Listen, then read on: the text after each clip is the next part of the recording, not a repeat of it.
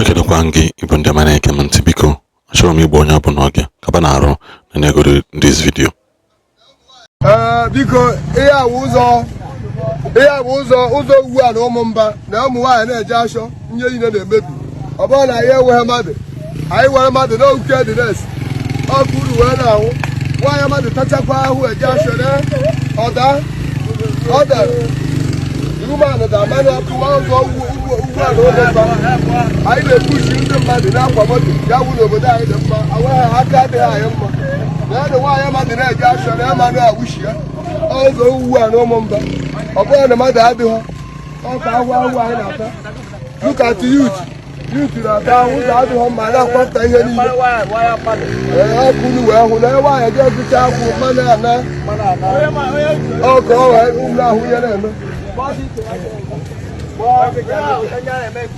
now, they put in a jar, so look at that.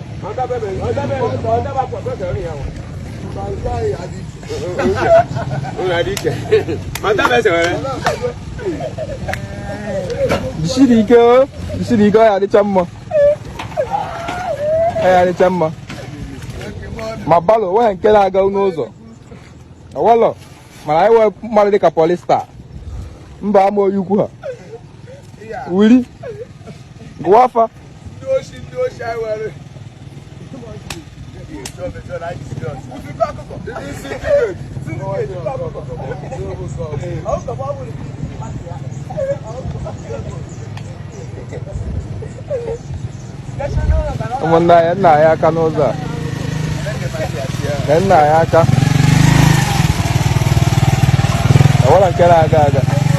my machine, my open, a wallet, hot,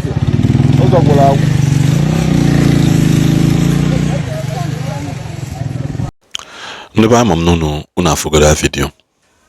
Mamnuno afugoda video. That video is a trend since. And this is a place where local government chairman. This is a place that is ruled by government. This is a place that is still be ruled by government. The reason Ninja sometimes all they can divert with this type of thing because now I keep asking myself, when did the religion becomes our problem if not wickedness that is ruling in the heart of man? Before on go further, we him to draw attention get to Governor Enugu State Abago paid APC, which I am not against in joining APC. Is a party of his choice. It's a party of his choice. People about arrest people about maybe and we can try to arrest me or saying one or two things concerning this video. Oga, Pico, I made a video not to defame you, but to ask, please, Kedende in charge of this road. Kedende in charge of this road. Too much of everything the bad. Too much of everything the bad. Now let me give you people an eye opener. The end of video speech, Governor Enugu State Mbo swap to APC just nanekene the video kono for unanechazia enwe ihe ọzọ nchọrọ ịbịakwu na that video. Pay close attention. Mana ọ bụ na ị ghọtara ihe ga-adị ma abịakwa ka m bịakọwa ya ka ihe si wee ghọta ya ọfụma na end this video. Changes is that our vision now finds stronger reinforcement at the federal level. The progress you see today will not slow, and the projects we have begun will be completed.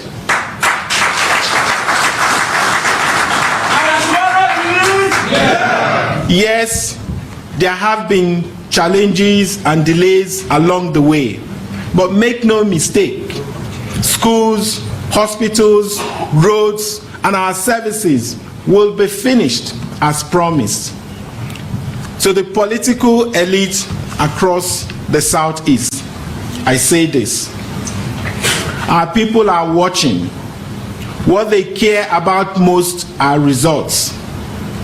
True leadership is about service to the people, not service to self. Yes. Principles, not personalities, must guide us. Yes. To Mbah And Enugu, let me say this: this will not break our stride. We are a force of endeavor, and we need an ally who can match our ambition. Let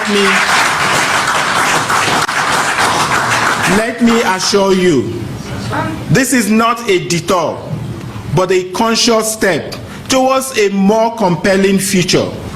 As we begin this new chapter, I ask for your understanding, your trust, your continued support. Let us gather with renewed hope to build the Enugu and the Nigeria our children deserve. Finally,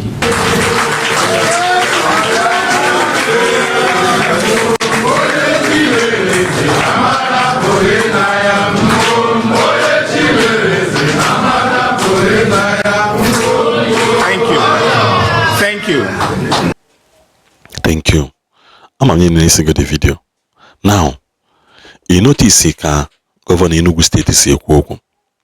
He's talking as if now somebody not under pressure. He's only not under pressure. I want you guys to cool down and listen to what I'm saying. Now, enwere ihe mee na Governor Adeleke no PDP. So, nkocha this thing now, you will now see senses with me. Governor Adeleke no PDP. Some time ago, he came out crying that now because no PDP, an allocation that is meant for the state, Abatarolia, that how is he going to pay workers? How is he going to pay contractors? How is he going to do this? Just because he refused that pressure of joining APC. So he ended on a divide and rule. So now, have you now seen why there is a massive attack of Fulani herdsmen in Enugu State?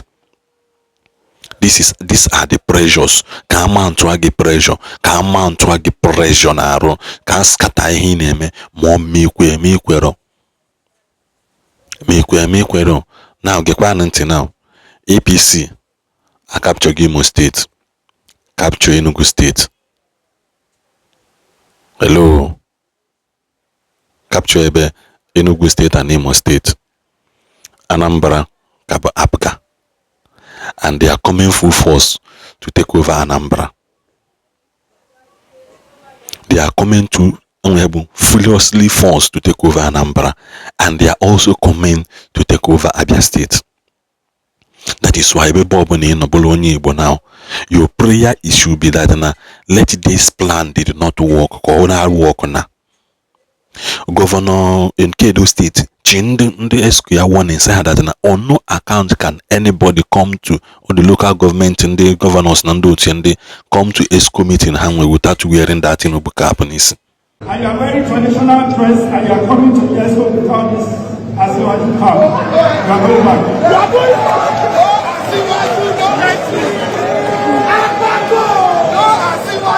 No entry.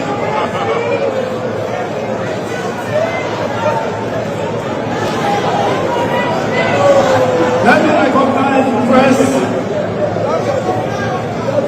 Let me welcome you to spend. So automatically, they tell the court can run, and somebody on the song we on our side there's nothing wrong in it. They can actually disgrace Abia State now. Upon hearing that man on Lucha, they still a former governor Mepon Sena Alex Utina G record or Juelo when actually take Gloria. Governor Iwazu, ex-governor of Abia State.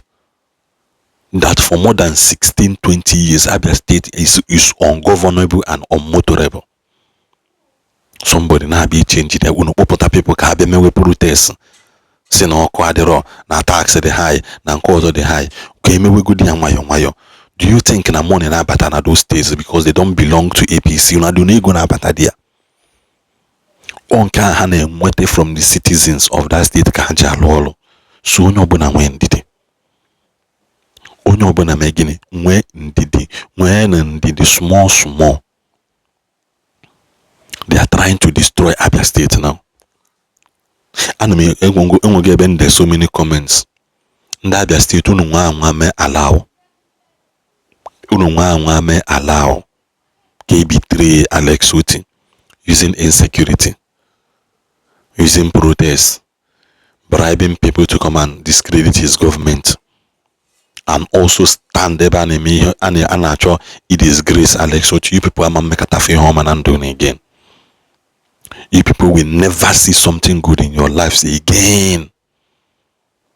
Abia State Kitabu Budeji Amona na Igbo, one of the most active working governor anywhere in South is not, if not the whole of Nigeria self. If not the whole of Nigeria. All these things say will only see from south na agbadata east. Enwe kwa na agbago ugwu Hausa eja ase ha ke unu si eme. The job is to capture kezeske ukotaza jideshi onye obuna ike. That was why Tinubu ya abia ga Imo State, ga Enugu State, ga Anambra State, but he doesn't want to step his foot in Abia State. He doesn't want to get Ozi representative here. For how long? Marathon mepe ọnụ uji elidi n'ede si na ụka problem aye ndị kajika we ma nka me, while a game is being played right before your very eyes. Amarom no enwekwara no da afọ unyo. That's why Bible will say, pray so that your eye of understanding shall be open. I don't know why people are not seeing this. People are not seeing this. Onyoro ya na afọ ụzọ. Ekuchakwa anum. God one.